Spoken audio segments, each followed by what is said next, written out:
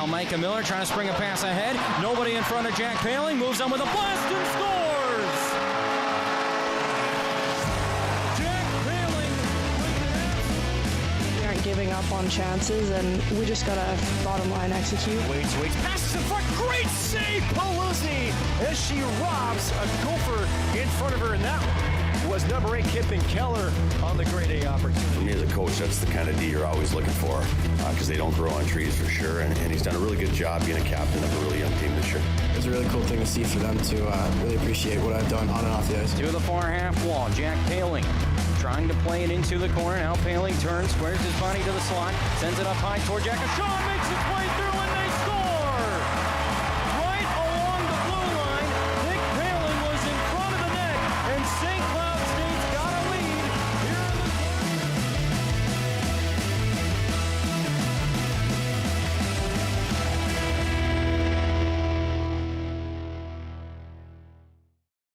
And it's that time, Huskies Warming House podcast fans. Welcome back to the Den. This is episode number 34. As Noah Grant would say, it's my golden episode, even though I completely disagree with that. I'm Nick Maxon. Again, Noah Grant joining me from North Dakota. It is a Friday night here, Mr. Noah, in the Twin Cities. It is going to get freaking cold down here this evening.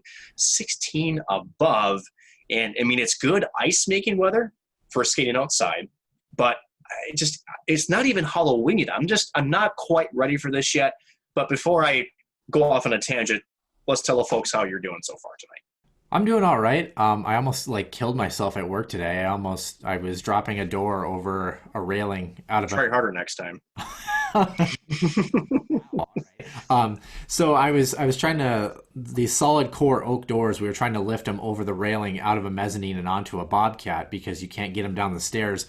Well, the last door that I was trying to get off the railing, it kind of took me with it, and I had to stop myself. And when I tried to grab the door to kind of do something or keep myself upright, the side of the door, which was splintered, put a bunch 7 or 8 splinters into my hand. So it's been an interesting Friday, but I've been all right, I guess. I can't complain. How about this, Nick? Are you a fan of dad jokes? Are you a big dad joke guy? I can be, yes. Okay, well, you're probably old enough to be my dad, so that's probably why. But so I got one for you. Why don't we do a joke here? Are you ready? I'm ready. How can a room full of married people be completely empty? Oh, geez. You figure I should know this answer by now, but what is it? Because there's not a single person there. Ha-ha. I got one for you. So if you're going to set one up, then I got one for you. So there's a client where I work who has a new one every single week he comes in. And most of them are kind of farm related, but he had this one. This one last year is pretty good. What do you get when you cross a dachshund, a chili pepper, and a shovel? Oh, goodness. A bad Friday night. I have no idea. Pretty close. A hot diggity dog. Oh my goodness, this is pitiful. Oh my goodness, are we gonna get canceled after this? You know what? We're totally getting canceled. Come on.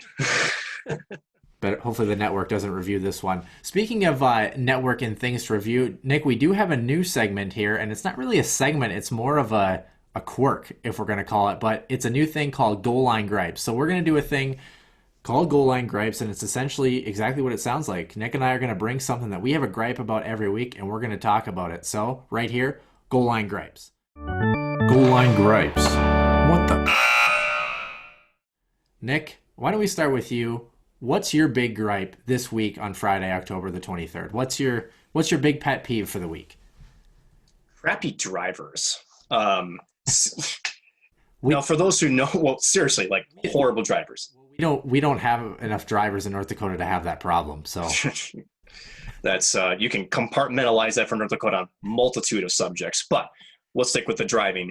For those who know my schedule, I drive quite a bit between St. Cloud, the Twin Cities, and then southern Twin Cities where I reside. I spend a lot of time in the car. So generally speaking, if you're going to do the math, my chances of seeing some crap on the roads is much higher than normal. But I was in North Minneapolis the last couple of mornings, and it was almost like when it rains, it pours for just dumb drivers. I'll give you a couple examples. One, taking a left turn. Now, granted, it's a double left turn, right? So you would think it'd be pretty easy to follow the lane, right? Well, nearly got sideswiped because the inside turn decided to fade all the way over to the right, nearly cutting me off. I was attentive enough where I could kind of see it happening up the road. Anyway, now we're down going west on this road, and it's one way each way, and then there's a center like median turn lane. Essentially, it's a multi-use lane. So we're in the right lane going west. Right lane, there's only one lane, and there's like a very tiny little shoulder, like you really can't fit a car there. Car behind me is obviously in a hurry, must be, you know, more important than anybody in his 1994 like putrid green Taurus wagon. It was awful. Decides that a couple of stoplights were too much to handle, so he puts one wheel up on the sidewalk. One is, and then he, like, I don't know how he fit the car there, but he's literally just jerry-rigging it sideways. He passes, and then he runs the red light. Like, just goes right through it. Luckily, this intersection is, you know, kind of a quieter one, so it's, again, one lane each way on all four corners. But he just keeps running. Well, then he gets behind a semi at the next light block away. For whatever reason, he decides to stop at this one. For whatever, I mean, that one, no, go ahead, go just blow right through it. But behind this one, nah, I'm not going to screw with that. And then he sat there for 30 seconds, goes when it turns green. Next is a four-way stop sign, blows right by a car again, goes right through. And it's just like, people, are you freaking kidding me? Like, just terrible drivers just tick me off, man. Like, I could give you so many examples of different things. I mean, you saw at least the picture when I was hit by a semi-truck almost 2 years ago. It's been, 23 months since that happened. And just somebody not paying attention, essentially.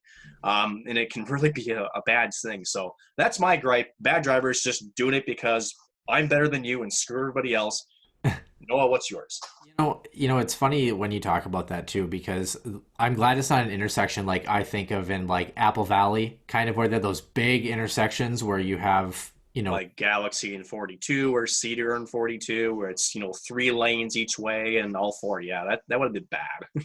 The one that I always had the most problem when I was living down in that neck of the woods is when you're driving back towards the cities and you're getting ready to go across the bridge. You're getting out of Apple Valley, and the lane that disappears isn't on the right side. It's actually on the left side. So if you're in that left lane, you have to make sure that you merge, you know, to your right, essentially. And people don't get that. People don't understand that one. Here's a gripe, actually, just on top of that, just so people can paint a picture. So Cedar Avenue, or Highway 77 in Minnesota in Apple Valley, transitions from a highway at 65 miles an hour right into basically a county road, effectively, where it's 45, right? Okay. Well, in the county road section, it's 3 lanes going northbound. The minute you hit the freeway, it drops to 2. Why? I have no idea. You go up, maybe 4 or 5 miles to Egan and Highway 13. All of a sudden, that 3rd lane and left comes back again. Whoever designed this ought to be shot. I mean, I seriously don't understand who thought that was a great idea, but it's the weirdest thing I've ever seen in terms of like highway design, honestly. Yeah, I mean, I don't even think you have to be like me from out of state for that one to trip you up at least once, I would say. Not really trip you up, but you just, if you're not paying attention, which you should be paying attention because you shouldn't be looking at your phone because you should be paying attention to the road, you should be fine. And Nick, that's what leads me into my gripe right here is phones. And it's kind of funny that I'm talking about this and you've got the driving, because this is maybe more the older generation kind of gripe. But this one... Don't even put me in that category, bro. No way. Well, I don't know. Well, like when you were younger, cell phones were what, flip phones? Did you have like a bag phone at some point? So I had stricter parents when I was in high school. I'll make this very short. I was not allowed to have a cell phone. Like, forbidden. Like, it was like pretty much like the devil's thing. Like, I don't know. Even when I started driving, like, so back in my day, this is where I will date myself purposely. There was prepaid cell phones that looked like a brick. They were called track phones. Now, I remember when I drove my older sister to her job, it was at the Burnsville Mall. She was working at one of the department stores. and I was driving our minivan, and it was 7 years old. It didn't have a ton of miles, but it had a little bit, right? The tranny dropped on me on the highway. But of course, that's my fault because I took the damn thing on the highway. So honestly, after that, like, first gear kicked in, so I was able to get to the Burnsville Mall, but then I had to drive on County Road 42 all the way from Burnsville there, and I'm driving at 5,000 RPM at 45 miles an hour. It's not good, right? So, but it got me thinking, oh my gosh, like if I get my own car and this happens, I need somebody, like even an emergency phone, like so I can call for help or something. I'm not kidding you. I proposed this to my parents, and they said no. And I said, well, what about, again, the track phones? Because you can preload it for like 100 minutes, blah, blah, blah, blah. And they said, no, the state patrol will stop eventually. What I find like south, because from Apple Valley to Elko, Faribault, maybe 20 minutes, it drops from city to like pretty rural, pretty fast. And depending on where I was, like I never was in that area, but you never know what's going to happen, like when stuff in your car happens. Do you really think the state patrol, with how many people they have to watch, are going to stop and find my butt on the side of the road? No.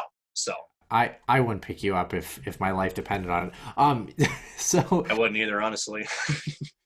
So quickly, here's my gripe. It's phones, and it's not so much phones. It's when people choose to use their phones. And I think this is a common thing that we've seen. It's a pretty well-known gripe by a lot of people. But for me, if you're one of those people that has to have the phone attached to your hip and you got to text people and you got to do whatever, that's fine to me as long as you're doing what you're supposed to be doing. You know what I mean? It's like, if you're my boss, you shouldn't be on your phone all the time instead of doing your work. If you're my coworker, you shouldn't be on your phone all the time instead of doing your work. And the one that drives me absolutely bananas is when people go to restaurants and they stare at their phones. Now, if you're waiting on an email or you're saying, oh, what happened to so-and-so last week, can you look it up? That's fine.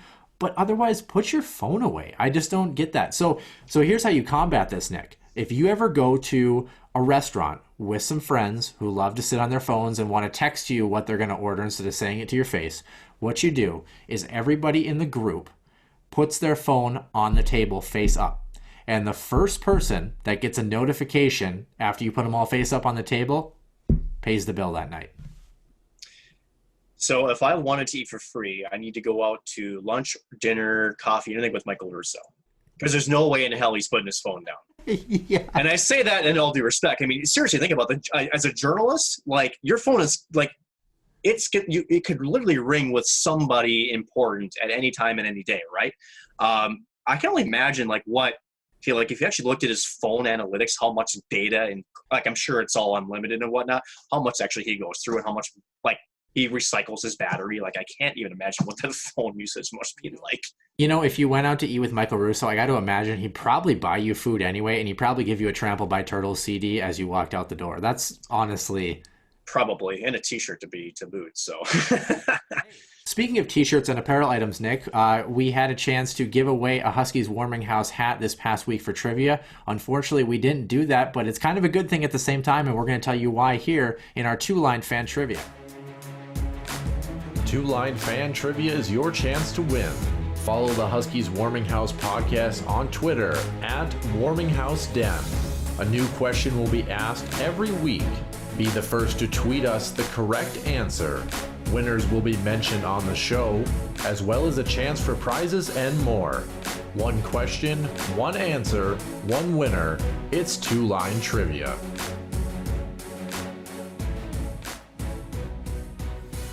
Two-Line Fan Trivia, Nick, and the reason that I say we did not have somebody take home a Huskies Warming House hat is because we had, what would they call it, Nick? What did we have this week? What do we call it? A repeat winner. A repeat winner, but you know what? It's not one of our two normal repeat winners, so we had somebody jump up to third place on the... Oh. Kind of a big deal, Nick. Kind of a big deal. All right, so our trivia question was, on Tuesday, December 1st, the NCHC will start a 40-game restart program to get the St. Cloud State men's hockey team back in action against conference foes. At this time last year, on December 6th and 7th, the St. Cloud State men's hockey team swept an NCHC opponent on the road. Who was the opponent, and what were the scores on the weekend? Nick, did you get a chance to check this one out? Do you know who the opponent is? This was last year? Last year, December 6th and 7th, first weekend of December. Well, that would have been Miami, right? Miami is correct. I got a feeling you probably won't remember the score, so I will rattle them off for you. Miami of Ohio is correct. They were actually, like we mentioned, on the road in Miami. It was the first sweep of the season for the Huskies. Scores of 2-1 and 5-3 to cap off the weekend. And that kind of really got the train rolling, besides an OT loss at Nebraska Omaha and some hiccups, I guess, early in January. St. Cloud State really kind of poured it on in the second half. Anyway, our repeat winner, moving to number 3 on the leaderboard with 2 wins, is Fight the Pants. Picking up his second win, of course. Brody Falconer is in the lead with 6 wins, and Tinner Heath, the Tin Man, with 4 wins. Everyone else, you're in 4th place now with 1 win, so pick it up. I don't know. So St. Cloud State went undefeated, or has went undefeated in the past 21 contests against the Miami Redhawks, including 2 sweeps last season. They did sweep at home as well. So I gotta love it. Gotta love it as men's hockey gets ready to gear up. Men's hockey's getting ready. Women's hockey, we got a chance to be a part of a really cool event earlier this week, Nick, on Tuesday, October 20th.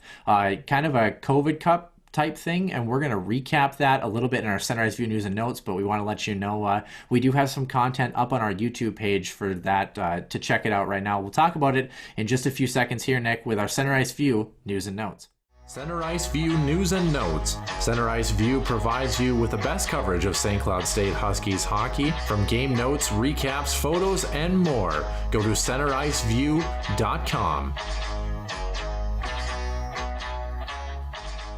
Nick, CenterIceView News and Notes. This is the first time you're letting me start this segment off, so it's probably going to be an absolute fire wagon, dumpster fire, whatever you want to call it here. I have anxiety already. Hey, speaking of fires, Nick, though, wow, this was an unintentional segue, but it worked. No one was hurt after an ice resurfacer caught fire at Bill Gray's Regional Iceplex in Rochester, New York on Wednesday night. A hose on the vehicle broke, fluid leaked on the motor, and the fire department put out the fire after being called to the facility. And of course, no players were on the ice. I thought that was funny in the press release. No players were on the ice. Like, should they be on the ice during the ice resurfacer? But did you get a chance to check out this video? I did see it. Actually, I sent it to our friend Kirsten Kroll because originally I thought it was Rochester, Minnesota, not Rochester, New York. So I didn't quite look. I just said, oh my gosh, it's a flaming Zim, ice resurfacer. For those who are flying, and it happened pretty quick. So the whole video was maybe 40 seconds.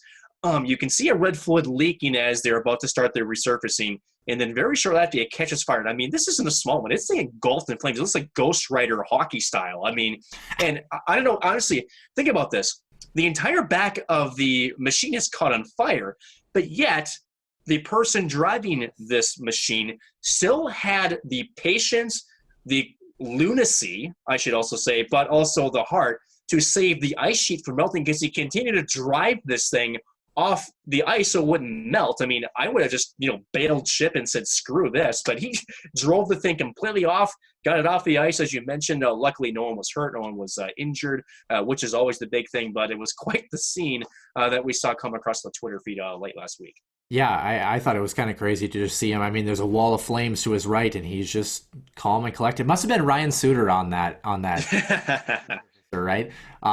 But of course, Rochester, New York, as you mentioned, not Rochester, Minnesota, the home of our colleague and now Minnesota Wild employee, Kirsten Kroll. Congratulations to her on her new gig. Really excited for her. Speaking of the Minnesota Wild, Nick, a little tidbit before we get into some signings later on in this segment. The NHL has moved the Winter Classic and the All-Star Game to 2022 at the earliest. Of course, Minnesota was set to host the Winter Classic at Target Field this upcoming January. Not really a surprise here, Nick, something that was just needed to really be formalized, but do not fret if you're a Minnesota Wild fan. Minnesota still does get that Winter Classic when the first Winter Classic resumes, and the All-Star Game is still set to be in Florida. Another thing too as well, Nick, before we jump over here, the AHL is reconsidering their December 4 start date to kind of match the NHL start date slated in early January, and for God's country up north, the QMJL is on JHL, I should say, is on pause, and the WHL plans to start around January 8th. Nick, not really a surprising move at all, I would say, but I think it's better for Minnesota fans, I would say, to know that they're going to get a regular Winter Classic at some point instead of kind of a half-attended one, if that makes sense. Well, and I was going to say that too. It's going to be weird to say this. It's going to sound odd, but I'm kind of glad it happened, In the exact same way you said. There's nothing to me for this state for a Winter Classic if you're going to put on that kind of a spectacle and not have a full seated house that can watch it. It just doesn't make sense for me. I was at the 2017 Stadium Series against Chicago at the TCF Bank Stadium over the University of Minnesota campus. It was fantastic. But again, what makes it fantastic is a full stadium. That's part of the atmosphere, and it just was an incredible sight. And it just wouldn't feel right. It just wouldn't feel right if they continue to host it. I'm glad they made the decision. Does it stink? We have to wait another 12 months? Yes, but hopefully by then, and hopefully much earlier than that, we'll have this thing that we're dealing with in terms of the pandemic all, kind of at least wrapped up a little bit, and we can all enjoy it there at Target Field there in Minneapolis. Just feels like a very typical Minnesota sports story nonetheless. It does. Anyway, moving on to some women's hockey. The Professional Women's Hockey Players Association announced on Thursday that it received a $1 million commitment from Secret Deodorant to fund their Dream Gap Tour in 2021. Of course, the Professional Women's Hockey Players Association was established last year after the shutdown of the Canadian Women's Hockey League, and they created the Dream Gap Tour this year, I should say, in 2020. Secret has supported that to showcase women's hockey across North America, and the tour features over 100 of the sport's top talents. Nick, we've talked quite a bit on the show about growing the game of women's hockey. Not really a whole lot to say about this, but got to be excited about the potential to continue to grow the game all over North America. There's not a lot to say, but there's a huge impact in this. So you talk about professional sports, and I hate to say it, but money talks, right? When a sponsor is putting up $1 million to a league that unfortunately has had its struggles trying to stay cemented in terms of, financial proliferation, this is huge, because if one sponsor puts in some money, that can attract other sponsors, that can attract possibly a broadcast deal. What this means is that there's an interest level out there for the sport, right? So, I hope it catches fire. I hope more dominoes do come and fall for the NWHL. It's a great starting point, but it's to our eyes, it's small, but this is huge for that league and for its future possibilities of what it can do for it. Yeah, still waiting for my $1 million donation, Nick. Me both. Anyway, moving on to our last kind of quick little tidbit around the NHL and North American hockey before we jump into some local Granite City news. The Seattle Kraken have hired Gary Roberts as their sports science and performance consultant. He's 54 years old. Of course, he became a personal trainer after retiring from the National Hockey League in 2009. Has a high-performance center in Toronto. Works with Connor McDavid, Steven Stamkos. Had over 1,200 career points and captured the Stanley Cup with Calgary in 1989. And of course, Roberts and Kraken new general manager Ron Francis were teammates in their playing careers, both in Carolina and Toronto. So, Nick, you probably got to see Gary Roberts' career a little bit more than I did. I remember him a little bit when he was with Tampa Bay, but is this really all that surprising? It's kind of an interesting job title, right? Sports science and performance consultant. Like, what does that mean? Does he mean he's going to be in Seattle, or is he going to be kind of the guy in Toronto that is kind of the springboard or sounding board for any performance things? What do you know? Sure. So typically in this situation, first of all, Seattle, right? This is where it's nutrition and sort of non-exercise related body I guess maintenance kind of comes into play. So a lot of it is nutrition based, but it's also stretching. It's also physical therapy. So this is really trying to take what the exercise and the programs are there. You're just trying to make sure you maximize it, essentially, right? You're trying to maximize what the human body can do. That's kind of what he's doing now. He's really kind of made a name for himself in his career field after he said his playing career. He's highly regarded, again, as you mentioned, last in Toronto. This is a really good pickup by Seattle. Again, it's a new franchise trying to make it smart with a roster that's going to be like Vegas. They're going to be thrown together, essentially, see what happens, and any little advantage you can grab, why not? And he's a great pickup there for that organization. Speaking of advantages to grab, Nick, we grabbed quite an advantageous situation earlier this week, as we had mentioned earlier, with the COVID Cup. The COVID Cup, this is our first video actually on the St. Cloud State Athletics website for the Huskies Warming House podcast. So we were really excited. They came to us with the idea for Nick and I to be able to host their essentially COVID Cup draft, which is an inter-squad scrimmage between 4 teams that they've made up within the regular St. Cloud State team, broken into 4 teams, I should say, and they're playing each other for 4 straight weeks starting today. Actually, the first 2 games are done. We don't know the scores, but then there's trades. The goaltenders kind of rotate all the way through. So, yeah, it was kind of a cool concept. You can learn a little bit more about it on our YouTube page. That video is up, as well as SCSUHuskies.com. Go check that out. Just to give people a quick breakdown here of the 4 teams and the captains, Tatum Geyer, McKenna Westlow, Allie Cornelius, and Yanina Newland, all juniors on that team, are captains of their 4 respective teams. Right now, Team Geyer has Emma Gentry, Courtney Hall, Emma Bigham, Nicole Ness, and Olivia Hansen, the only team with 6 players in that group. So kind of an interesting group there. Team Westlow has Laura Kluge, Hannah Bates, Addie Scribner, and Mackenzie Bourgeret. Newcomer, of course. That's an interesting group. I kind of like that. Good mix of offense and defense there.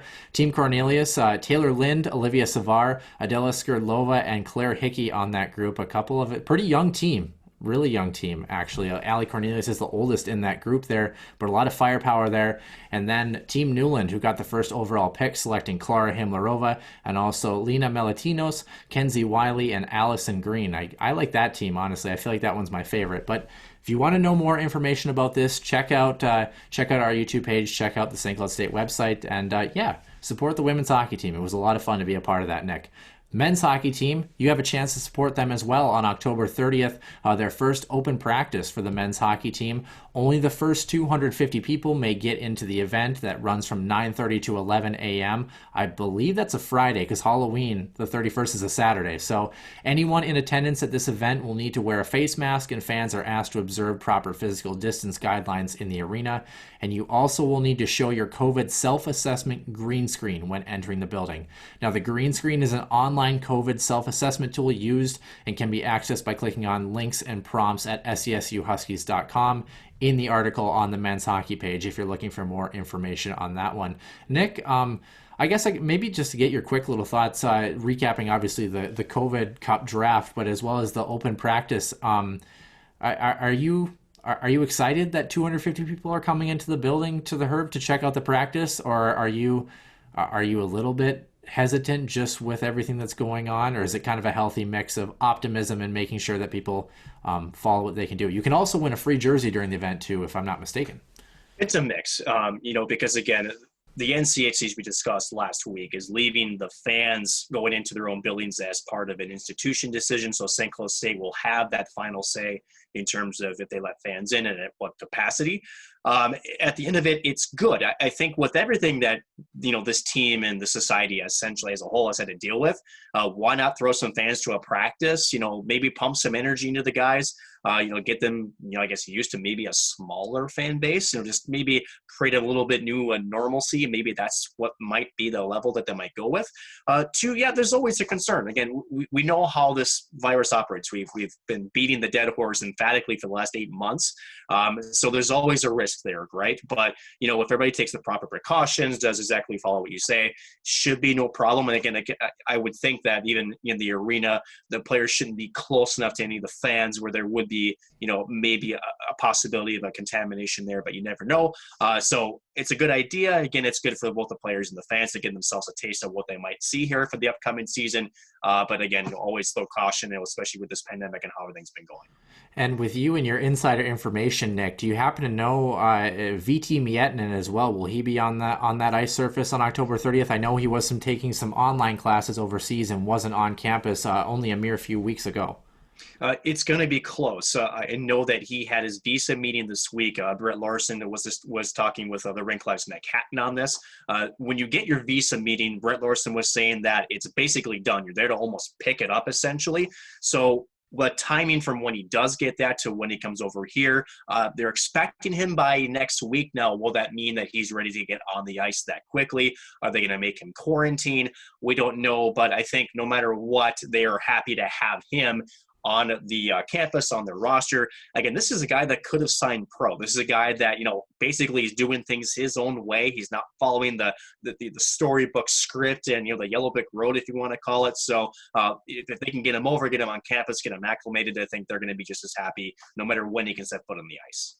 Speaking of the NCHC and turning pro as far as picking things up, Louis Belpedio re-signed a 1-year 2-way contract for $700,000 with the Minnesota Wild. Of course, he was a Miami, Ohio University product with 83 points as a defenseman in his 4 years at Miami University. But the big one, Nick, that we have to talk for the Minnesota Wild is the one that we've been waiting for, but really haven't been waiting for. No Kirill Kaprizov type wait on this one. Marco Rossi, the first round pick in this current year's NHL draft, signed his entry-level contract for the maximum $925,000 over the next 3 years. Rossi was part of Corey Promen's top players under 23 in the world. An article from The Athletic, he was number 50 on that list.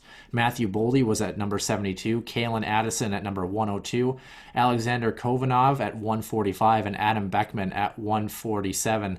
I believe it was top 165 players on that list. To put a little burn in the wound, if you will, Nick, Luke Cunnin was at 129 for Nashville. But Marco Rossi, how good is it for the Minnesota Wild to get this deal done? And we know he's going to have a chance, if the season continues as we hope it does, to make this team out of camp. Realistically, do you think he cracks that opening night roster, Nick? I think he will. I don't think, and again, you have to be smart with young players, right? We talk about when you make a jump from one league to another, he's not just jumping from the minors to the pros, he's jumping from juniors, right? So it's almost like a jump and a half to two different jumps, right? There's going to be a lot of learning, especially with the skill, the IQ that he's going to be facing. Do I think he'll make the roster? Yes. Now, if the Wild are smart about it, right, you want to make sure you build confidence, right? So put him on a fourth line role, limit his minutes, make sure that he's put into situations that he can handle. He's a very level-headed kid. I think the maturity level of Marco Rossi is what has impressed me the most. Now, what is off the ice is one thing. Now, what can he do on the ice is, again, the big thing. He is an entry-level slide contract candidate, which means if he plays the 8-9 games and he then send him back to the junior league, then he still can maintain 3 years of his entry-level contract. So maybe even if you make the roster at camp, maybe he struggles, isn't really transitioning well, you can send him back down to juniors for a year, let him develop a little bit more. But I do think there's a strong chance, just because of the lack of center depth that the Wild have, that he could make the opening night roster. I agree with you on everything except for one thing here, Nick. For me, to be honest with you, if Marco Rossi makes that roster, I'm putting him in the top 6. I want to see if he can handle, especially playing with some guys who, it's going to be some tough and heavy minutes, but with some guys that have some really high-end skill in the National Hockey League. For me, I want to see if he can, not really trial by fire and sink or swim, but I just kind of want to see if you can catch lightning in a bottle. Maybe he pops a couple on the second line. For me, I'm putting him in the top 6. I don't know if I'm going to be as tentative as putting him down on the fourth line, but otherwise, I totally agree with you. I think he's going to be in the lineup. And I hope he's in the lineup, because I know Minnesota Wild fans are really excited about him with the addition of him and Kirill Kaprizov. A guy that is not so young, Nick. Jumbo Joe. Joe Thornton, 41 years old, signing a 1-year deal with the Toronto Maple Leafs for the league minimum $700,000. Kind of our only real big signing. Of course, you did have Tony DeAngelo of the New York Rangers. A couple RFAs did grab their tickets. Some of them still headed to arbitration. Mike Hoffman and Mikhail Granlund are kind of the top remaining UFA free agents left. And Denis Gurianov of the Dallas Stars was the only other real notable signing from the week. 2-year, $5.1 million deal. 2.55 average annual value. Had 20 goals in the regular season. It's a steal for Dallas. Yeah, 9 goals, 17 points through 27 playoff games. Of course, he was a 12th overall pick in the 2015 draft. Nick, if you're Dallas, this kind of bridge deal, of course, it works for you, I guess, but Gurianov, he might be headed for a real substantial payday if he continues to produce the way that he does. And obviously it's going to put an interesting look on the Tyler Seguin and Jamie Benn contracts as they only get older. I don't know when those expire. I'm not a Dallas Stars fan because, Minnesota North Stars and all that. But Nick, out of these 2 signings or 3 signings and a couple of free agent deals, is there anything that sticks out to you? Kind of weird to see Jumbo Joe not in a Sharks uniform, first time since 2005. It is weird, but, I'm surprised it took him this long to say it. He said he wants to win a cup. Now, they got close again with the Sharks. Was it 2017? when they went against Pittsburgh. 16. It was 2016. So it's been 4 years. He knows he's not getting any younger. He's like you said, he's 41 years old. Now, is Toronto the right team for him now? I'm not sure. There's still, to me, plenty of exposure on the back end on the defense for Toronto. But again, it's his hometown, maybe his hometown team. Maybe gets him one last ride. Again, it's a 1-year deal. I guess I was surprised that it took him this long to really try to publicly say I want to win a cup and to, I guess, kind of explore free agency a little bit, outside of San Jose. But nonetheless, Toronto will be a good signing. If I'm not mistaken, Jason Spezza also re-upped his contract with the Toronto Maple Leafs too, right? So, and Jason Spezza, I believe so, yes. Yeah, and he's a centerman as well. So, I mean, I'm thinking about that too. Jason Spezza, I mean, he's not fleet of foot, but he's older. He's 38 years old or whatever it is. Joe Thornton, 41. So, I mean, you got to kind of think about that too with age is, you can only have one fourth line center, right? That maybe doesn't have a whole lot of wheels left in the tank. Yeah, I don't know. I'm really happy for Jumbo Joe. Still can't believe he's playing at 41. Of course, the Bruins are still waiting on Zdeno Chara to see if he is going to continue to play. Zdeno Chara, 43 years old, if I'm not mistaken, and he's up there. You can just kind of see it, in the National Hockey League nowadays. Guys are finding ways to enter the league younger and have some longevity a little bit here. So we'll have to see if the Toronto Maple Leafs pan out. I don't know if you want to go to the Leafs to try to win a cup, though, Nick. Should we razz some Leafs a little bit? Well, that's what I said. I mean, first of all, veteran presence and Joe Thornton's a character guy, right? So this is not a knock on Joe Thornton, but the Leafs are very top heavy in the forward department, right? And we saw that, if you can shut down Austin Matthews, Mitch Marner, you can shut down William Nylander. They really don't have much beyond that in terms of a real scoring threat beyond those guys, right? Yes, you have John Tavares, but essentially if you can shut down two lines, they're not really that scary beyond that. And again, we talk about in the Stanley Cup playoffs, especially in the later rounds, it really comes down to depth scoring and, how those contributions can really kind of push through, your opponent's best shutdown lines against your top six. And to me, there's a real issue with Toronto there. Also with Toronto, again, their defense is just not that solid to me, especially with the type of play they want to be a run and gun type play. They have mobile defensemen, but you still need some guys that are stay at home that can really kind of be a force in front of their net. Freddie Anderson, he's a good goaltender. Is to me, he a goaltender that can steal you a game? Not exactly. So to me, they're not a complete contending team when you look at it on paper. Again, this is going to be a first full season under Sheldon Keefe. So maybe he gets them to play a little bit differently. So do they have a chance? Sure. But to me, if you were to put that roster up against other rosters like Boston, even Tampa Bay, again, to me on paper, they're still not the team that's favored to win those matchups.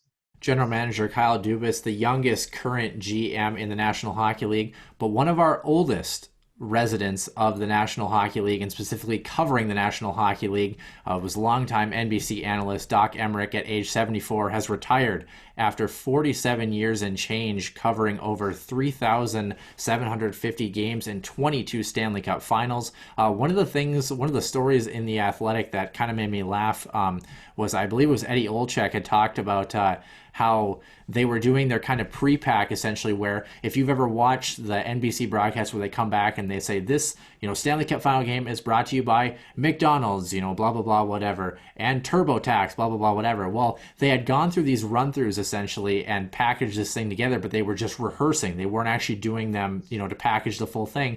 And this was back when Intuit TurboTax had been hacked by a bunch of, hackers. So they were messing around, and Doc Emrick goes, Intuit TurboTax, it's amazing what hackers can do. Well, it turns out that NBC forgot, they grabbed the wrong clip. They didn't grab the one that they were supposed to do live. Oh, no. Yeah. So they came back on the air, and of course, it was, and by Intuit TurboTax. It's amazing what hackers can do. And I think NBC ended up paying like $70,000 to Intuit TurboTax because, they ran and they're lucky it was only that amount of money, honestly. Yeah. But Nick, this is our last topic in CenterIceView News and Notes. I mean, what can you say about Doc Emrick? One of the more iconic voices, has used over 100 verbs to describe the way a puck moves on the ice or is shot towards the net. And a guy that, when he uses those verbs, I think if you and I tried to do some of those things, we might sound kind of silly, but it just kind of sounds golden with his voice. I know some people didn't particularly care for him, I guess. Maybe they found him a little bit too quirky. Of course, he never played the game of hockey. He's called the Doc for a reason. Did you like Doc Emrick, and are you sad to see him go? Yes, and yes. Very sad to see him go. It was, in terms of USA hockey, I think what's important to understand with Doc Emrick is, when you talk about fan interaction, you talk about fan interest in the sport, right? You often associate it not always just with the players and maybe a certain play, but also how it sounds and how it was presented, right?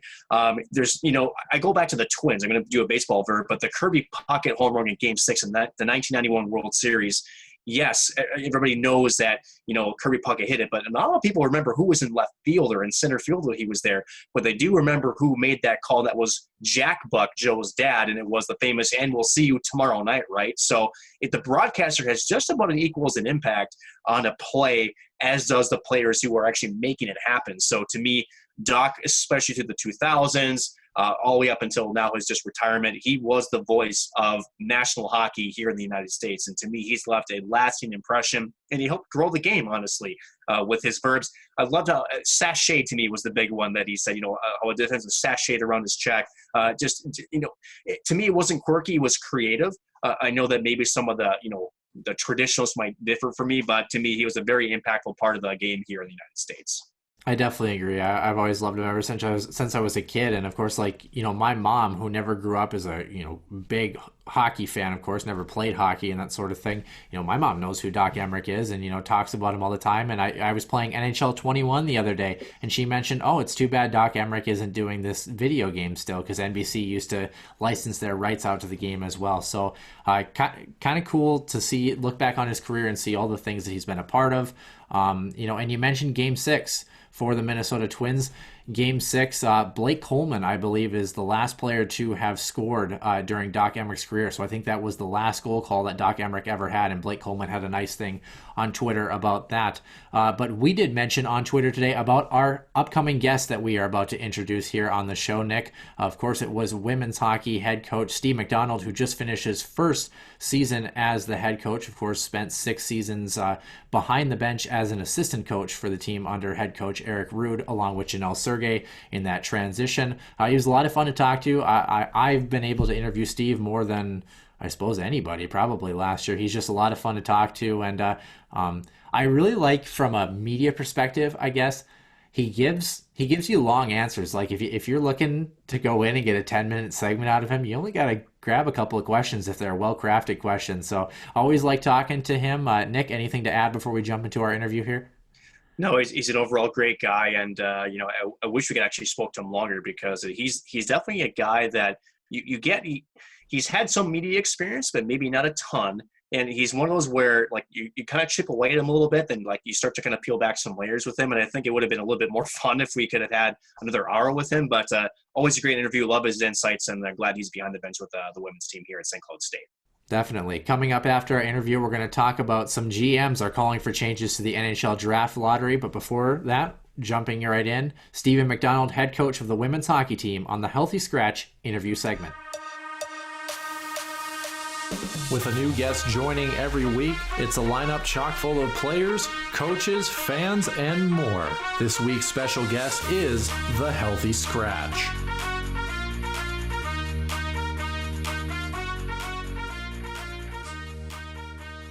And joining us this week on the Healthy Scratch interview segment, it is St. Cloud State women's hockey coach Steve MacDonald. Steve, again, thank you for joining us this morning. Always a pleasure to have you on board.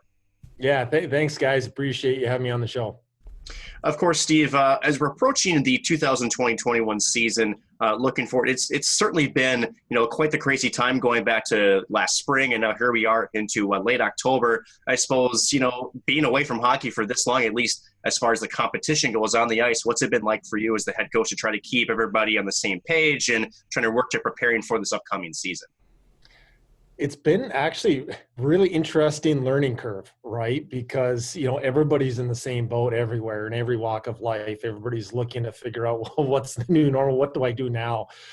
So and everybody's going through that and figuring that out. And, so starting all the way back to the spring when we got the news, when things changed, It's just kind of like, okay, what's in our control? What do we need to do? And what's the communication like? And communication is king and queen, if you will, right? So it was just making sure that everybody was getting the information and trying to decipher it and then translate it as much as possible. And then you do that for an hour or two and you think, oh yeah, I got everything set.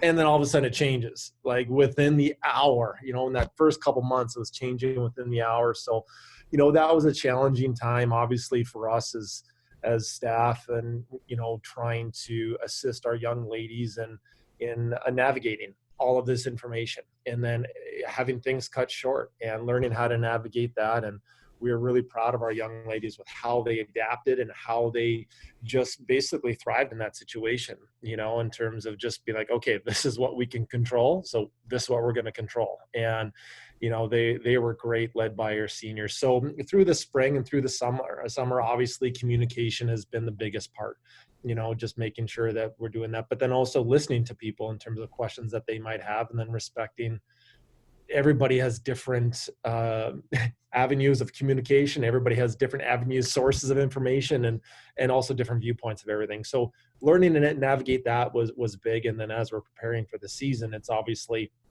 it's been a great learning curve with how to do things differently, and really focus on the things that you can control. So it's been different, but it's been a very valuable learning experience. I can tell you that much.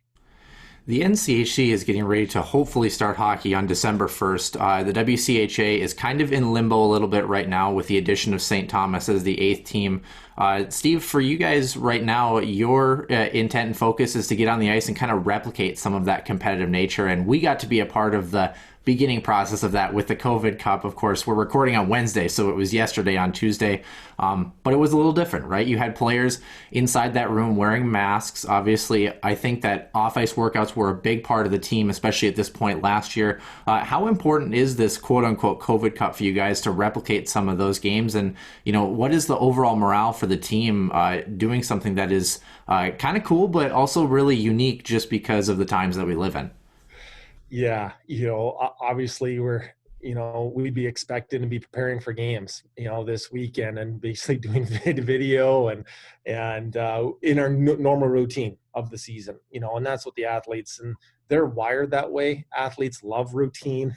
They love knowing, okay, end of September, we start playing, so that was the biggest time, or right at the end of September, they're like, I should be playing, and us too, as coaches, we're like, we should be standing on the bench. We should be reviewing video. We should be doing these things. And obviously we're not, and like anybody, every walk of life, everybody's going through that, so albeit it's different, in all of our conversations, our ladies, they just want to compete. They just want to compete. They just want to feel that camaraderie with their teammates. And in the end, that's what they want. Obviously, that's best during games when you're on the road, building friendships that'll last a lifetime, having that, going down, beating the Gophers and that kind of stuff. They want those experiences. They know that's not possible right now, and so how do we provide them that opportunity to compete, and how do we provide them some of that opportunity from camaraderie?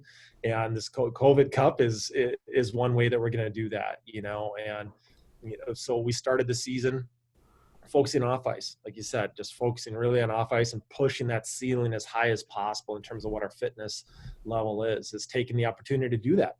We don't get chances to do that in the fall. Usually you're scrambling, you're running around, you're like, okay, I guess we're ready. Let's go, and I know that was like that for me last year as a first-year head coach, but so we took that opportunity to push that fitness level. And now it's like, all right, let's start transitioning, start giving them some opportunity to compete. And COVID Cup's one way to do that. And hopefully that leads right into a season. That's the hope. Hopefully the timing works out right. Is there a group, when I think about how well that freshman class of last year, who are now sophomores, really acclimated to the rhythm and routine of hockey? You talk about the rhythm being so different, and I know that the leadership group that you have in that locker room is fantastic, but is there kind of an extra emphasis, if you will, on the incoming freshman class, especially with the uniqueness of their first time, quote unquote, maybe in a Husky sweater might be the COVID Cup right now, so, obviously it's a very special moment, and it's going to be very unique for them. I mean, how do you kind of keep them, motivated and be able to say, like, you're going to get a taste of what St. Cloud State women's hockey really is. Just let's get through this, this pandemic here. Is there an added challenge to that, or do you have confidence in this group from what you've seen? Definitely have confidence in this group. There's no question, and again, you said it already, but it starts with the seniors and our leadership groups. Our 5 seniors have been phenomenal, all the way back to our first conversations in the spring, when for them, that's the time in the spring, the time that everybody had to disperse and scatter. And that's sometimes the most significant time for this next group of seniors, right? The seniors to come, is because that's when they truly get to form their own voices and their own identities as the elder statesmen of the team, and not having a senior group above them. They're the seniors now. This is their team, their season that they're leading as their senior season. And so for the freshmen, what's, I guess, beneficial is they don't know any better, in terms of their collegiate career. They haven't had that experience, obviously in youth hockey, minor hockey, they have, and all that, but everything's new for them anyways. Yeah, and when they're coming here to play in WCHA and it's at St. Cloud. So everything's new. So it's just, they're learning the new at the same time. It was more difficult, I'd say, for the juniors than seniors, because they're ingrained. Again, athletes love routine, right? They love shift practice time for an hour. They're like, what, and but they like routine. So it's probably hardest for them, and then especially the seniors. You feel for them as going into their senior year. But we've been extremely proud of how they've handled it. They've handled it with grace. They've handled it with, again, going back to controlling what you can control. It's as simple as that. And so I've been very, very impressed with them. So yes, freshmen, large group, it's a big group. But yeah, they kind of don't know any better with it. So I guess that's a plus, and their time will come when they pull on that jersey. Obviously with COVID Cup, they'll put it on, but when it's for real, when you're stepping on the ice against a WCHA opponent, it feels different no matter what. You can't replicate that. You just can't. First time you pull it on in the WCHA. So they'll get that experience. It's going to happen, and it'll be just as special whether it happens for them in November, December, as it does in September. Steve, I want to talk about a large incoming freshman class. And the reason why I want to focus on that is, as you mentioned, these are just incredibly different times. And, you always try to find a little bit of a silver lining, with the start of the season being delayed. And as we know, it's all in limbo. With such a large incoming class, whether it's freshmen or transfers, that gives you some extra time to prepare, maybe go through some of the X's and O's. Are you trying to take advantage of that opportunity, maybe to try to acclimate this group and get them to gel nice and early? And then with the COVID Cup, really try to break down what they know about the system and how they can maybe improve their game once competition actually starts. Yeah, and we're kind of moving into that segment now. For the first, like I'd mentioned before, the first month and a bit, it's just like, hey, we don't have that usually the opportunity to be in the weight room 4 to 5 times a week this time of year. You just don't, and because you're really focusing on getting all those systems in and cramming them in, and the 3 or 4 full team practices that you have before you hit the ice again. This year it would have been Mercyhurst. So yeah, you want them, you look at it like, oh, we got so much time to build in systems and all that. But then, like I said, when you take a step back, it's like, okay, well, what do we normally really, really want to do during this time that we don't have time to do that? And that's build fitness level, get them in the weight room as much as possible. And right now, so we've done that, and now we're moving into that segment.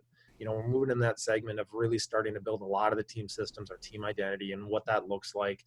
We started last couple weeks building that in, and we'll continue to slowly progress that, because on the flip side, you don't want to start it too early. So that when it comes to actually playing games in November, hopefully at the end of November, they're not kind of worn out. They're not burnt out of hearing the same old thing, because that's the other thing as well, is the season's a long season, and for them to be hearing the same thing every single day, every single week, sometimes we can use this to our advantage in terms of things being new and being fresh and being exciting, and in the end, just allow them to go play. So yeah, it's an opportunity to do that for sure. You have more time than usual, but we've been really trying to balance that with skill development off ice as well, but then also now making sure we get that team identity down. We talk about as a follow-up with that too. I mean, we've seen it across the different professional sports leagues, especially with the NFL, the lack of a preseason. We've seen teams kind of get off to a rusty start. I suppose you're probably trying to really create an importance on really trying to transition, as you said, to that systems and really try to get that team to play. So we talk about the COVID Cup as being kind of fun in a way to get the girls interacting, but from a coaching perspective, this is actually probably the most important part of the transition going into the season. And are you expecting, I guess once the season is finalized and what we know with that fitness level too, we expect it to be kind of like a run and gun where it's going to be a lot of games crammed up. So maybe fitness level is going to be more important than it has been in years past. Absolutely. I think you're going to find, it's going to be just kind of that shotgun start where everybody's going, and it's just, and it's going to go really fast, really quick. It's, you're not going to have as much time during the actual season this year, so the COVID Cup, that allows them to scratch that competitive itch. It allows them to kind of get used to, okay, Friday's game day. We're getting ready through the week and kind of peaking towards Friday. And so as we slowly move into that, hopefully that goes into the season, which hopefully end of November, December, January, whatever our league is able to sort out. And as we move into that, once those games come, it's going to be fast and furious, so yes, conditioning is going to be huge. And there'll be a lot of time for video. The players, they're going to feel like pros, where you're playing every second night, maybe just a little skate in between.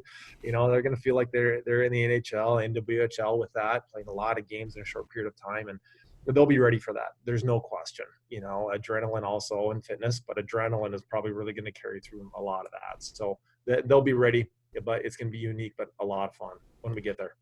Speaking of professionals, Steve, you have actually 3 players at least now that are quote-unquote professional, if you want to call it. Jenna Haig, Abby Thiessen, and then, of course, Janine Alder kind of getting ready for their perspective journeys beyond the life of St. Cloud State.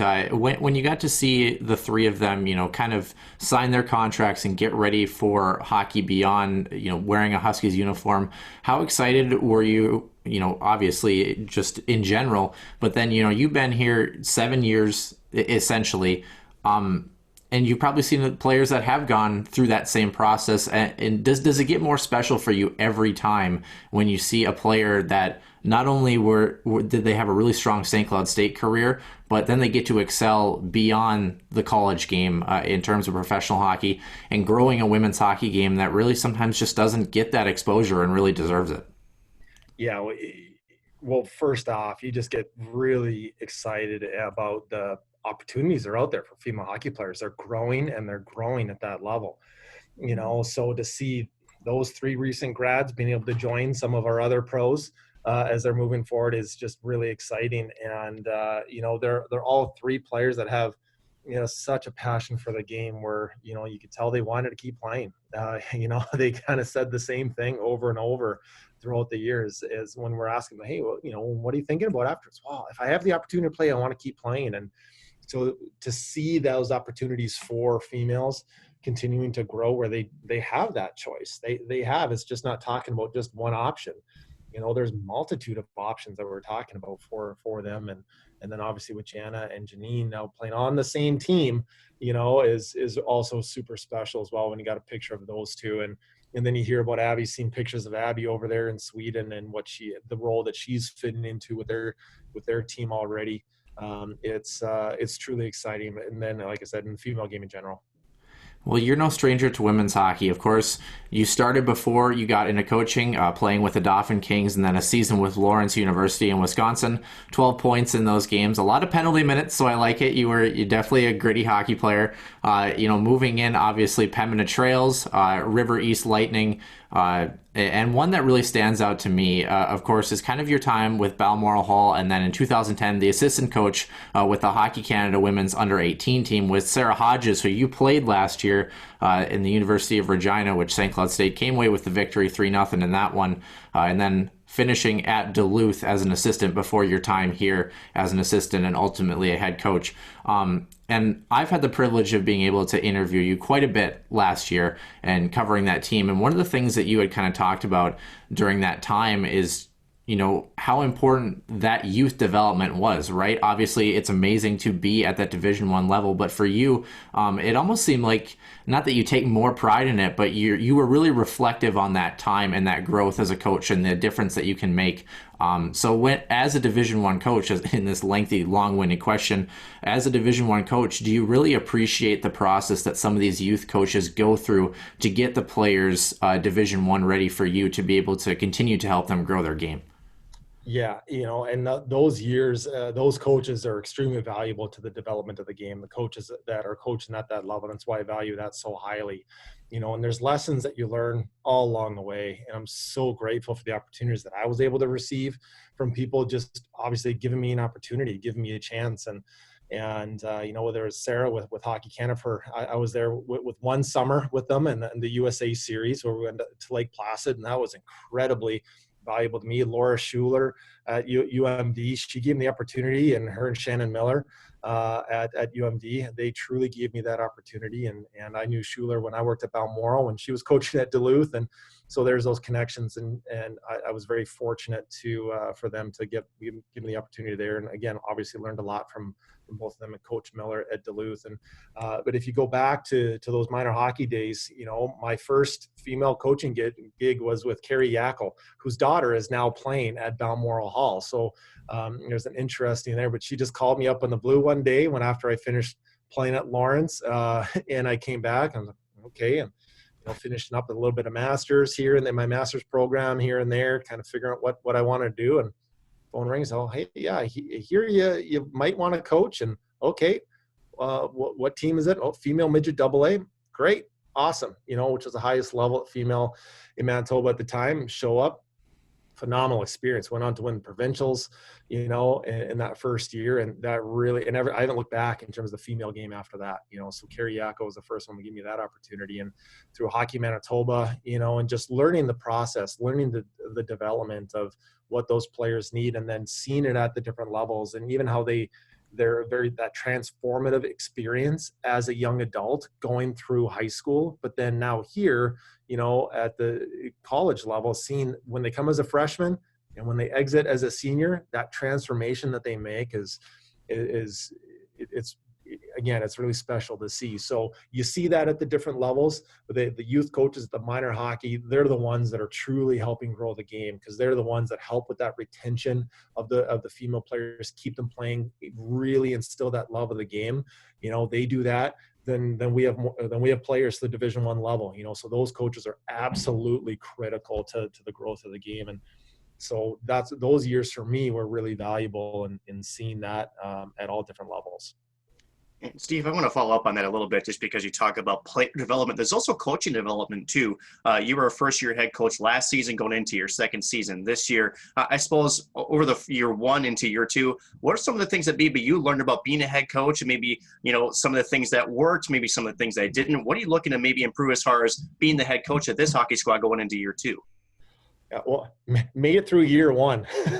You know, so sometimes, you know, I talk to a lot of my colleagues, you know, and obviously calling a lot of them and some of my mentors back in Hockey Manitoba, you know, Bernie Reichert's one, you know, back home, and talking to him, and Bob Caldwell and Dan Church out, you know, out over in Ontario. There's lots that I was talking through. And then even here within the league, a lot of the coaches like, get through year one. You know, get through year one, learn your lessons, you know, and come back and talk to me after you get through year one, you know, and I get it now. So it was challenging. And obviously, you know, the staff I have here, Janelle and Molly, are exceptional, you know, two of the best to play the game. And they're both Olympians and collegiate players, but more importantly, they're so good with the young women here. They, you know, our young women look up to them. They're so good at working with them, talking to them at an individual level. So it's, you know, they helped me through a lot of this last season. You know, obviously we would want more wins. You know, there's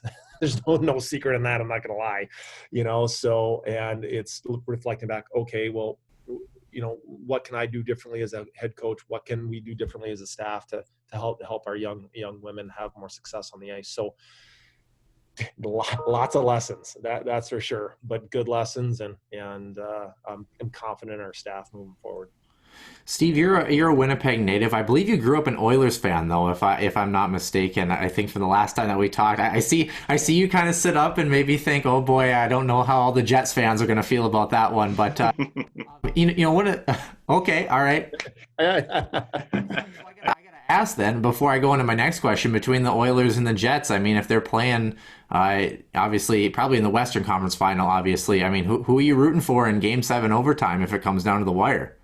Jets, no question. No question. I obviously, I'm 40. I was born in in 1980, so it was that was Gretzky. That was their heyday. You know what I mean? So, and I had the opportunity to watch them practice and have his autograph and meet, Mark Messier, and he's phenomenal. So they leave an impression on you when you're 7 or 8, when I got to, so that sticks with you. And hey, it's Oiler heyday, so I can't argue with that. But Jets all the way, no question. Steve, to follow up, and also I really like how you've patterned the Mark Messier haircut. It looks beautiful. But to follow up on my question here, obviously you mentioned about the 80s, being able to follow teams like that, especially with Hockey Night in Canada and the media exposure that, the game of the National Hockey League does get. We kind of touched on it a little bit earlier with the coverage of women's hockey and the growth of the game of women's hockey. And in your mind, from a coaching perspective, working with two former Olympians in Janelle and Molly, we love obviously hanging out with the women's hockey team and giving them the media coverage that they sorely deserve, to be truly honest with you. But what do you think needs to happen both on the media and the game side itself for women's hockey to grow and develop into something bigger than it is? Because I think, let's just be frank here, people sleep on women's hockey and don't understand the multitude of skill. You think your Kendall Coyne Schofields, all those players that have done so much for the game, and I don't know what it is. Is there a solution? Is it something that just takes continuing to keep working at it, or kind of what do you see from your perspective sitting in the chair you're sitting in?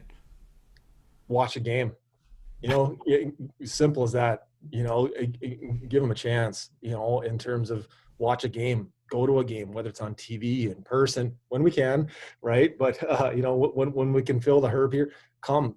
Put your butts in the seat, and watch a game. And I think I know you'll be super impressed and blown away by the level, their commitment, but then also their style of play and how they play the game, and that's the female game in general. I think people just need to give it a chance in terms of going and watching, and that's it. I think the game will speak for itself, and in terms of what it can do, and even broadcasting. That's why you guys are great. You're fantastic last year in terms of giving them that opportunity to be showcased and to be talked about, to feel special, and their commitment level and their passion for the game is the same as anybody.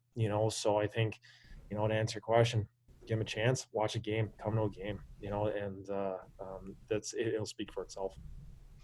I, kind of to build off that a little bit, I think you'll be impressed with the, with the roster as you move into this next season. What are some of the things that you have kind of been pushing as a head coach for this team to build on, to sort of improve? What's kind of been the highlight of the off season? What we should expect, to be showing different by this team moving into this upcoming season? Yeah, there's obviously things that we always want to tweak, and whether it's system-wise, whether it's things we do in practice and how we prepare our young women. And that's something that, myself as a head coach have reflected on a lot since last season. But, the bus ride back from playoffs, that was the first notes you're making. It's still have them in the coach book, right? In terms of, okay, well, who can I be, and what can I do better as a head coach for them, and in terms of preparing them so that they have that opportunity. So there's obviously all those little pieces, and in the end, it's that compete level, and our women last year, they really started to raise that bar in terms of that compete level, and you saw it amongst the season, with the amount of ties we had, when we were close, when we were just about to crack through, and whether it was a 3-on-3 OT loss against Duluth towards the end of the season, one of the best teams in the country at the time. And, we were playing toe to toe with them. We were up on the Gophers as well in game one. You're up on them. I think, this team shows a lot of promise in terms of what they can do. And so it's tweaking a few things, this year. Some of the things that we'll be tweaking are going to really relate into how to build offense, how to, maintain that puck possession, how to be smart, how to make high percentage puck decisions, and whether that's on the breakout, whether that's offensively as well, but how can we counterattack well and then take advantage of those opportunities. So we're tweaking some of those things in each one of our systems, but really there's not a lot that we want to change in those pieces. Every year you're going to tweak something, but it's really looking, okay, how can we best prepare our young women to go out and to be able to compete every Friday, Saturday. Talking about competing, Steve, of course, in the WCHA, arguably, I would probably say hands down, honestly, the toughest league in women's hockey, with the addition, of course, of St. Thomas as well. Kind of an interesting tidbit, we had Hannah Patrikis on a couple weeks ago, and she said a really funny quote, and I kind of want to get your perspective on this. And she didn't mince words. She kind of said, she's had friends, at schools out on the East Coast, which no disrespect to the East Coast teams, but she said, well, yeah, maybe we finished 6th or 7th in the WCHA that year, but what teams do you play? You play Brown, who hasn't won a game in a couple of years. Do you ever kind of get that feeling sometimes that your team, if you happen to have a losing spell, let's say, where you drop a couple of weekend series in the WCHA, do you ever kind of feel like, man, this team, they're so close and they're so good at what they do, and sometimes just because of the league that they're in right now, they're not getting the recognition they deserve? I think of Emma Paluzny, right? I think Emma Paluzny was probably snubbed in terms of a lot of league and national awards in terms of her performance. And I know I don't want to put you in a corner with this question, but in terms of WCHA, sometimes if you're not getting the results you have, do you kind of take into perspective the fact that, maybe if you're sitting 5th in the WCHA, you might be 5th in the entire country when it's all said and done at that particular moment? Yeah, and in terms of putting me in a corner, where I was a D-man, so I was used to getting out of the corners. It's no problem. No question. This league, we have players. You come to this league to play against the best. You're playing against the best every weekend. If you just, I don't have to go through the stats. You guys are so good at what you do in terms of, how those teams rank. And, one example is we go out to Mercyhurst and we're down a few players, respectively, whether it be injury or national team counts, we're down a few players, and, they're a top 10 team at the time and they're leading their CHA, and we tie them and arguably easily could have won that game. So you throw that in there, you throw our games against Duluth in there when we played extremely well, and we played the Gophers tough some games as well. And, Ohio State, they were such a special team last year. They had quite the season, so when you add up all those games, it's tough, but that's why we're here. You want to play against the best. I don't want the easy road. Our players don't want the easy road. I'd rather take the hard road and really fight for it. So, when you say, maybe middle of the pack, WCHA, where does that correlate? You're probably middle of the pack or higher, in that top 10, in the country. So, and then our players, with Poe, you couldn't say any better. Poe, she was phenomenal last year, absolutely phenomenal. And for her, she never complained in terms of playing every single game and having that responsibility on her shoulders every single game after Janine, was unable to compete and play. And that was early in the year. And so Paul just stepped up. Yep, that's my role. That's my job. And, she never once asked for a day off in practice. She never once said, no, take it easy. I need to be able to play. I need to be able to keep. She goes, no, I want more. And she's a special individual. And, I think what she did last year sometimes does get overlooked, what she was able to do. It definitely gets overlooked in terms of how she was able to carry this team in the back end. Obviously, there's other players involved with it, but as a goaltender, sometimes they get overshadowed, and I think she did last year. That's why I'm, expecting a great senior season from her. 32 games played last year, and NCAA leading 1,108 saves as well. Pretty darn impressive. Steve, and kind of to piggyback on that point as well, of course, we had the privilege of covering the women's hockey team last year and all the games. And one of the themes, I think, really, when you talk about competing in the WCHA, is you have to be on every night. I mean, there's no question about it. And that was something that maybe when you talk about the development of this team, the consistency was occasionally an issue for this group here. And just making sure, well, you played Bemidji State 1-0 in a very tough game the night before, but then you come out the next night and you lose 4-1. Can you kind of talk about how to not really change that mentality, but really just to continue to promote that consistency and being able to ride the ebbs and flows of what it takes to play in the WCHA? Because you think about this team, there's so much offensive production that is waiting in the wings right now for this group. You're getting your goaltending, your defensive structure gets better and better every night, but to tie it together for 60 minutes and then do it for 2 games every weekend, I mean, what does it take for this group and for this coaching staff to be able to finally pull things together? Great question. How much more time have we got? My goodness, I could take an hour, but yeah, consistency is huge in any sport, and for us in this league, you have to be, and it's just that being able to have that consistency of effort, consistency of compete level, and consistency of really, pushing yourself, putting yourself in the best opportunity to win each and every night. And you're going to have off games. There's going to be games that they're going to be off games. Every game you're not going to be on, that's just a fact in every sport. And do you want to encroach closer and closer, being able to be on every single game? Absolutely. And that's what you need to be able to prepare yourself to do. And, so fitness is going to play a role in that, our ability to prepare them properly as a staff and me as a head coach, obviously is a big piece to that. And that's something we're really confident in terms of this year. I thought we really got in a good rhythm towards the end of the year, albeit some wins here and there didn't show, but in terms of our play, in terms of the critical areas of the ice, we were improving, and that's, I think that's a credit to our young women last year as well. Just, albeit it wasn't a season that everybody imagined last year, they still came out and got better every single Monday, so that's key. The consistency is key for on the weekend, but that it's that belief that, yeah, okay, maybe one game didn't go that well, or maybe it did go really well, but you came up just short, and but still being okay, put that behind us, park it, and then get going on Saturday. So it's a mentality, it's a belief, it's fitness level, it's a coach's preparation. There's a lot that goes into it, but we believe we started to put ourselves in a good situation towards the end of last year.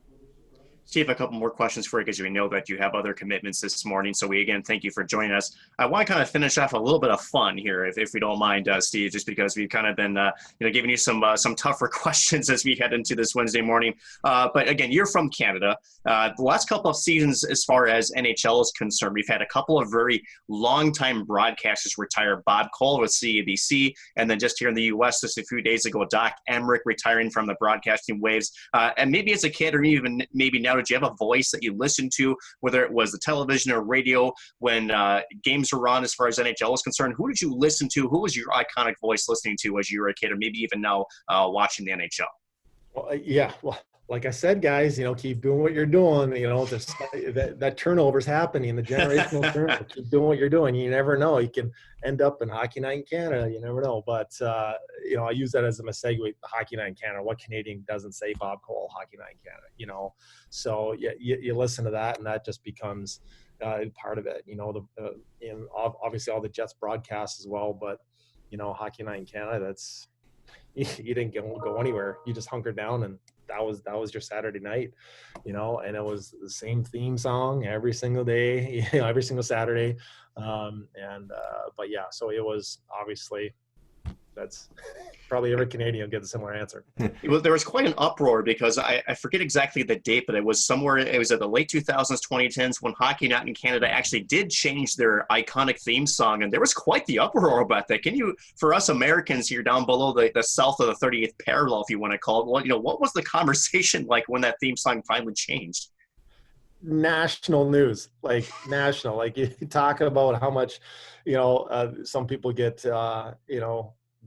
I guess, up in arms on certain things. that was national. It was everywhere. I believe it's TSN now has the rights to it, I believe. You can still get it. You can still see it, hear it, but yeah, that was something, to not be able to hear that in Hockey Night in Canada anymore on Saturday. It's just kind of like, what? That's just not right. Just not the same, but it's still out there. TSN's got it, but yeah, national news, national.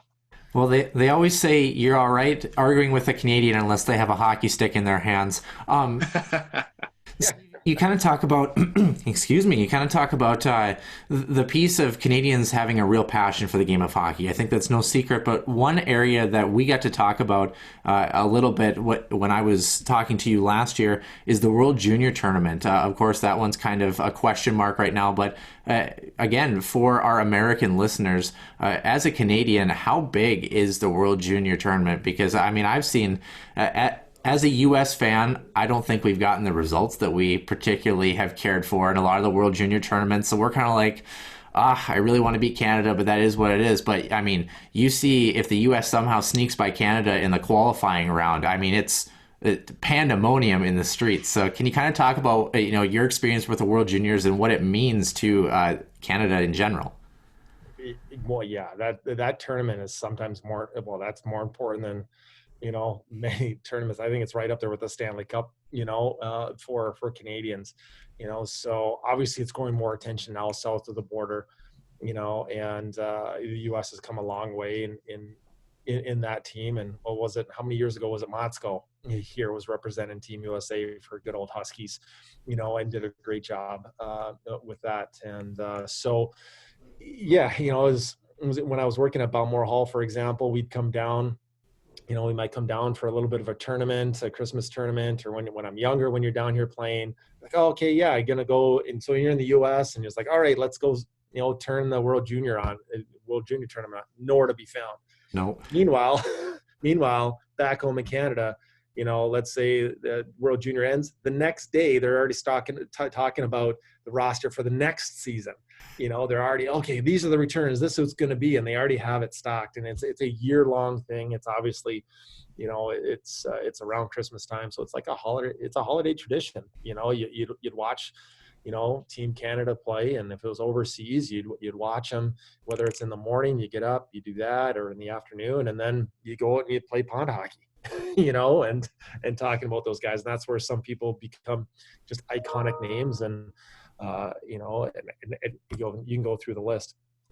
Eberle, is one of them, scoring a goal against Russia, tie it up. And I don't even want to get going on the names because it's long one, but it turns into a tradition, definitely over the holiday season. Steve, this is my last question, then I'll kick it over to Nick. I was there actually in 2005 at the World Junior Championships in Grand Forks. Arguably one of the best Canadian rosters of all time, probably the best World Junior team of all time, honestly. Growing up, obviously, you mentioned watching the Oilers in the 80s, Wayne Gretzky. Is there a player or a team or any sort of group of players that you kind of looked up to as a kid, or you still think today like they were your idol, or they were just one level above anyone else that you've ever seen? And also, Janelle Sergey and Molly Engstrom are fair answers in this one, I'd say. Yeah, so like, who did I look up to when I was younger? Yep. Yeah, it's a good one. You know what I mean? So I had my Oiler jersey and my Jets jerseys. When I was little, I was a Bobby Orr guy. I wore number 4 when I played. So throw those NHLers out there. And Mark Messier, he was big time. To me, like I already mentioned, I already adapted the like you said, the hairdo. And I really looked up to those guys. Obviously, Howard Chuck, with the Jets, and Solani. The list goes on with that crew. And so and then when I played, there's some of my local guys that when I was a freshman in high school and I was playing that I looked up to on that team that went on to have great careers, and I got to play junior hockey with them afterwards, which was really special. So you have all those experience and those people that you look up to as NHLers when you're little. And Jason Botterill, who played on the World Junior team, I think how many years did he play?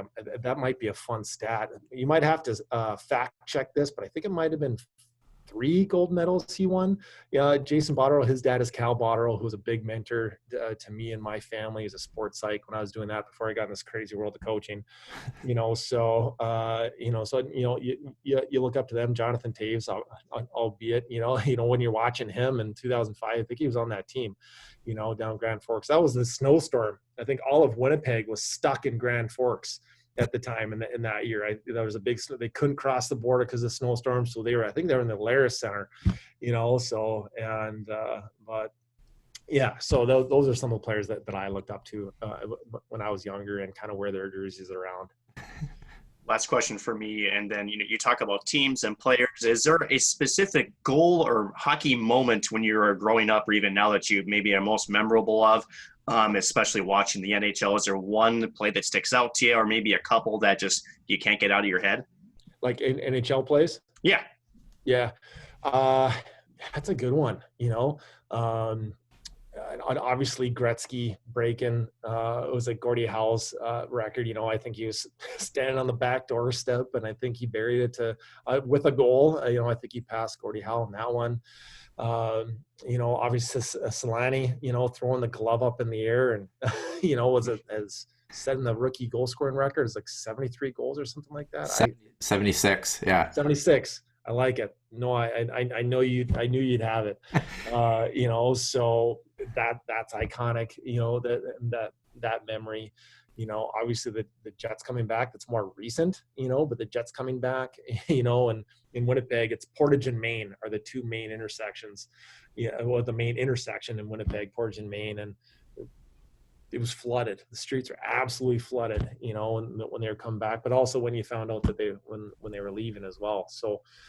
Yeah, I probably throw some of those in there. The Canada Cup, and I think it was it Gretzky passing back to Lemieux, I believe it was. Might have been late 80s, 87, 88 might have been. Again, fact check that. Watching that, obviously, so those are some of the moments that stick out just at the top of my head. That's a tough one. I guess it kind of made me think of one more point here. Obviously, as you've seen the game change, I'd love to know your perspective on how the game has changed. But you talk about iconic, USA versus Canada. I got to ask, Steve, Summit Series or Miracle on Ice? What do you got here? Because you got the Canadian bloodline in you. Is there one that's bigger than the other?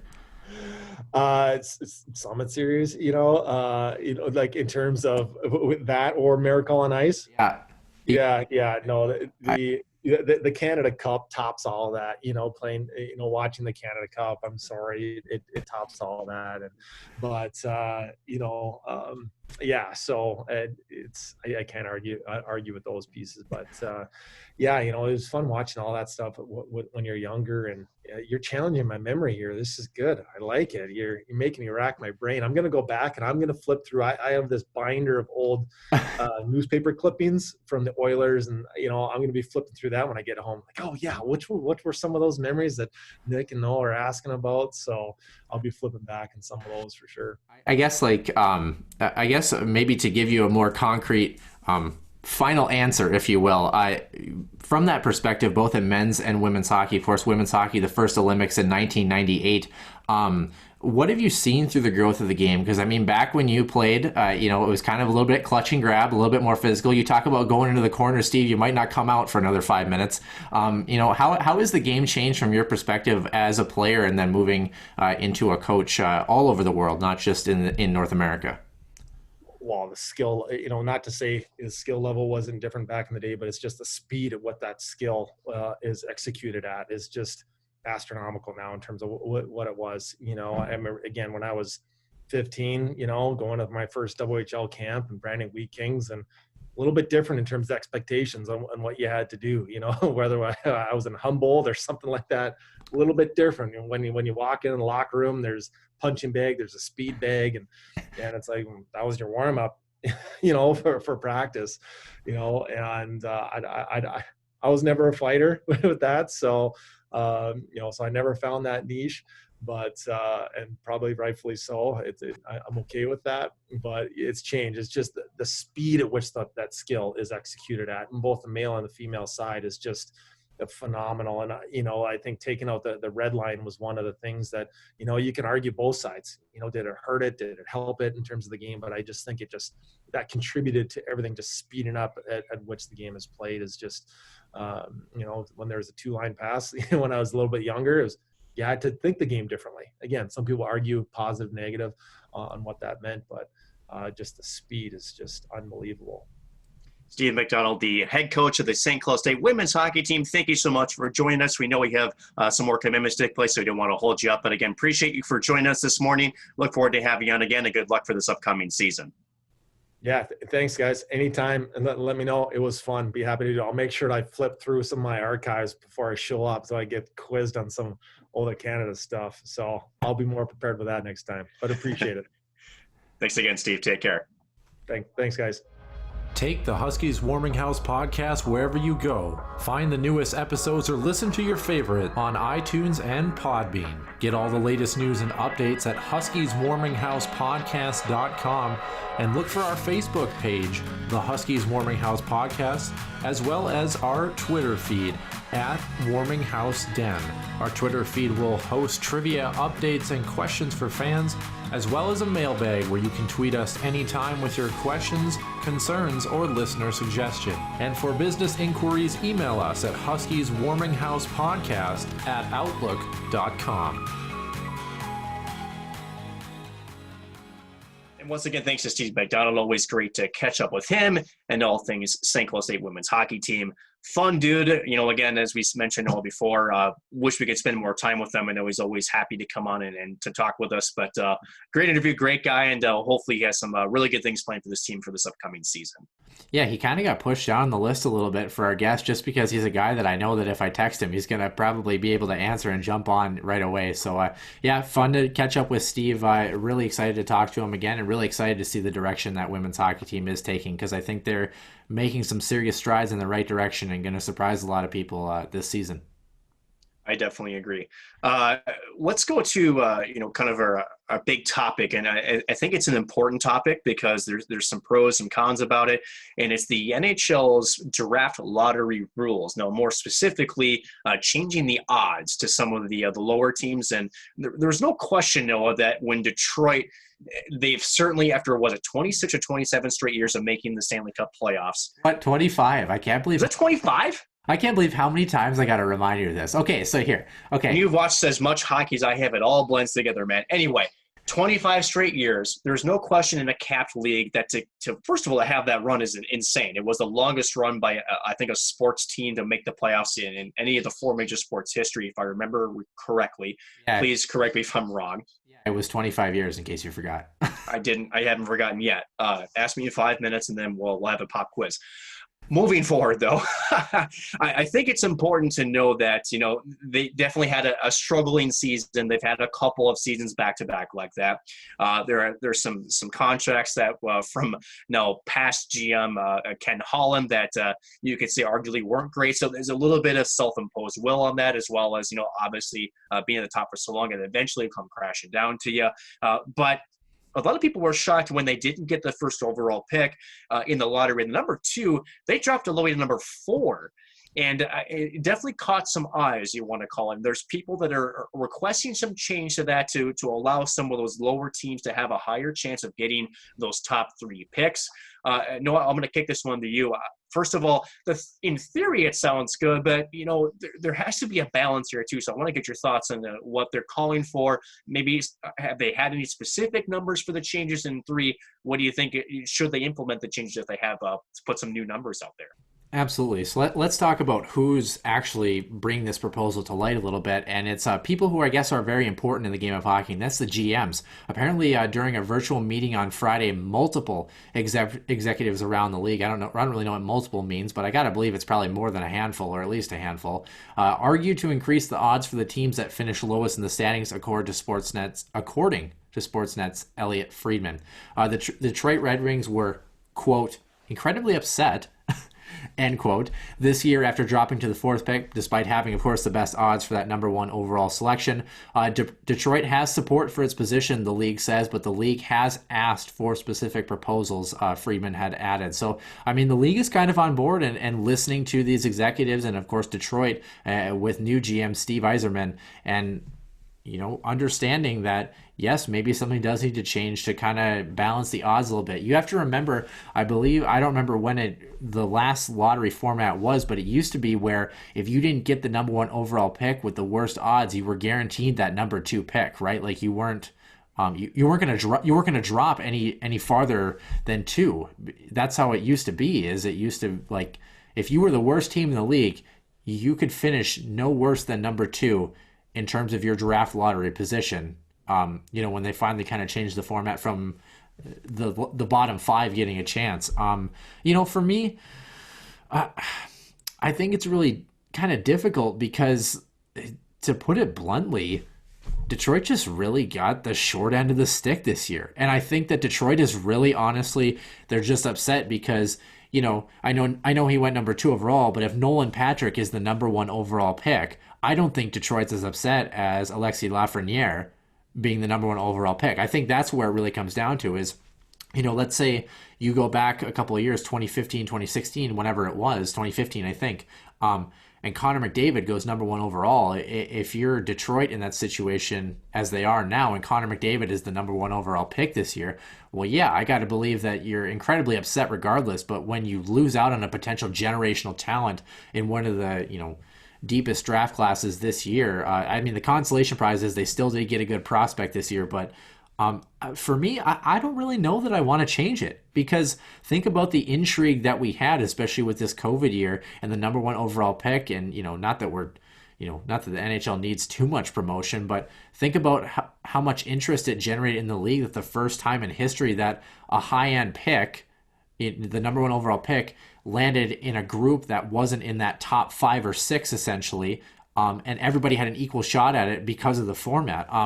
I thought it was great for the league, and I thought it was fair. It just was unfortunate that we didn't know who. I believe the Chicago Blackhawks would have been the normal team that would have gotten that number 1 overall pick, which I don't even want to go there.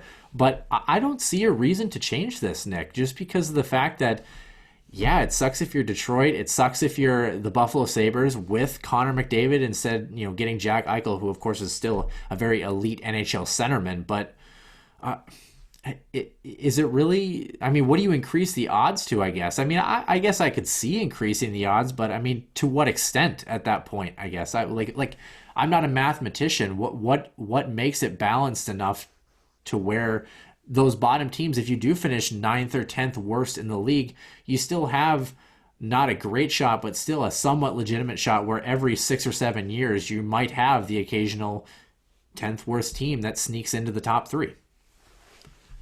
Well, first, we got to back up a little bit because, everything you said makes sense. Everything that you said is laid out well. And you talk about what the number is. I don't know if anybody else really knows that.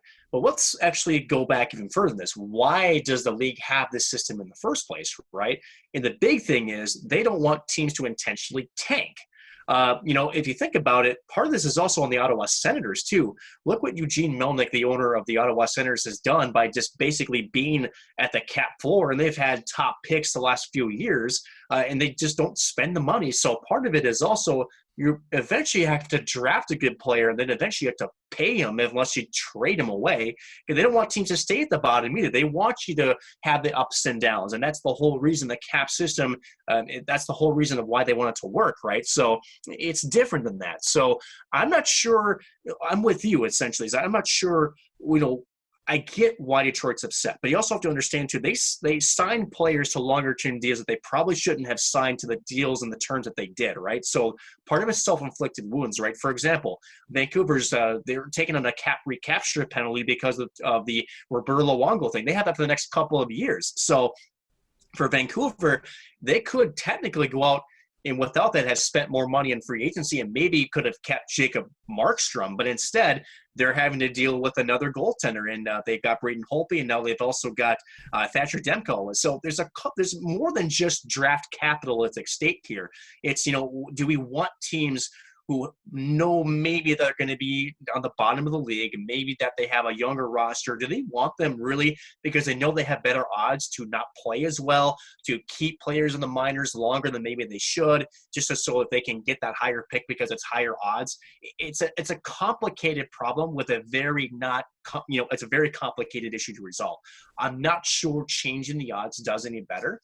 Maybe what you do is something like you said, where you don't maybe necessarily change the odds, but if you're, say, the bottom three teams, that you have to at least give those three teams the 1, 2, and 3 picks. Again, Detroit slid 3 spots to 4. Maybe you say the lowest you can slip is to number 3, but keep the odds the same way. I'm not sure if that's something they can figure out, but I don't know if you can really change the formula as it is now, because you don't want to encourage tanking either, right? You have to have that balance of, I wouldn't say rewarding, but allowing the best talent to go to the worst teams, but also not encouraging teams to try to fight for the bottom, right? You don't want to have that competition for that either. So it's a balance. I'm not quite sure what the answer is to that.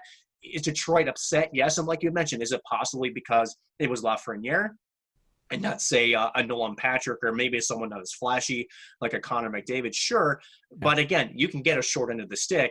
And that's just the lottery, right? I mean, we saw the meme, right, where Toronto bounced in with their ping pong ball, then bounced out, and then up went the New York Rangers ball for the number 1 overall lottery. First of all, let's even talk about this, not to take a long-winded answer to go longer. It was a team that technically made, quote, a play-in round that got a number 1 pick, right? If you really want to be upset, I mean, let's talk about this year as an example. Why was the New York Rangers even granted the first overall pick in the first place when they technically made a playoff play-in round, right? If you want to have that conversation, fine.